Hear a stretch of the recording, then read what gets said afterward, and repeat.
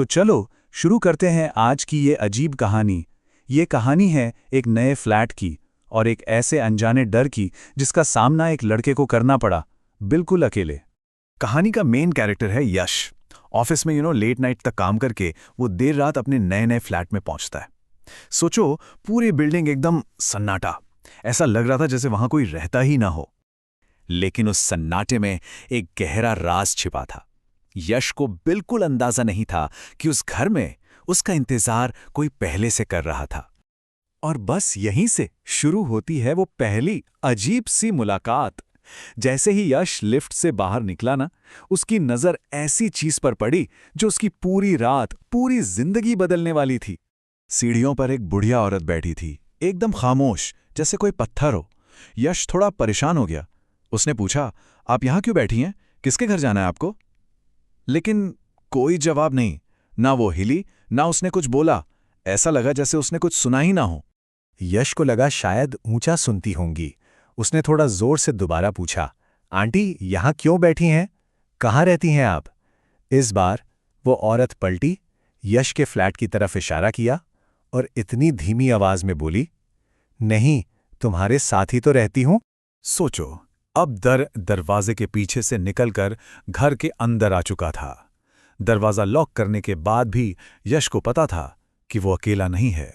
यश ने फिर थोड़ी हिम्मत जुटाई, दरवाजे के पीहोल से बाहर झांका और जो उसने देखा ना, उसके रोंगटे खड़े हो गए।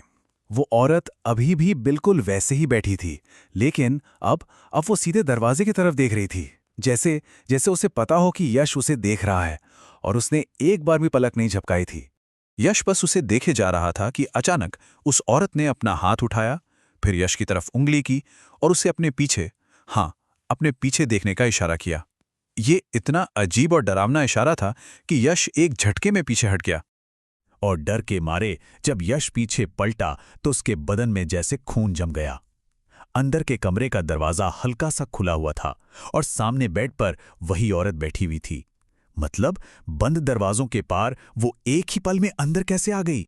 अब यश के पास सोचने का टाइम नहीं था, एक ही रास्ता था, भाग। उसकी बिल्डिंग से निकलने की ये कोशिश अब उसकी जिंदगी की सबसे बड़ी दौड़ बनने वाली थी। लेकिन नीचे भागते हुए भी अजीब चीजें हो रही थीं।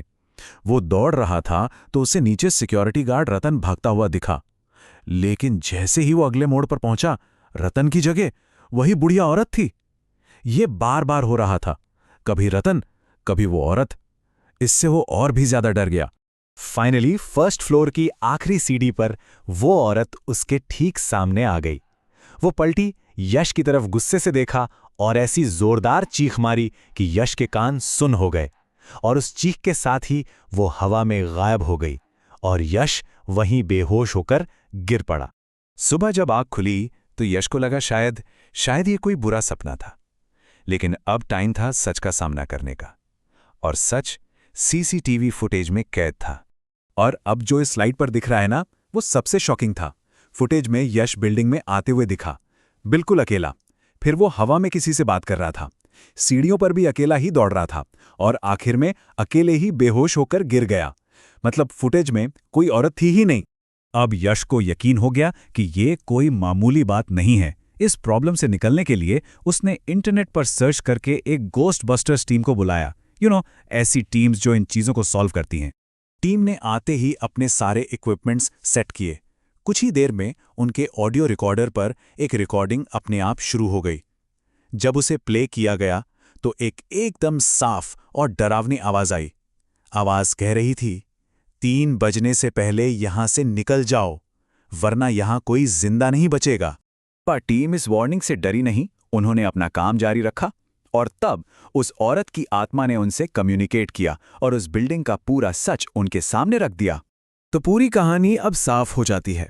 वो बुढ़िया औरत, जिनका नाम था भूषण मल्होत्रा, उन्हें सिक्योरिटी गार्ड रतन ने पैसों और गहनों के लालच में मार दिया था।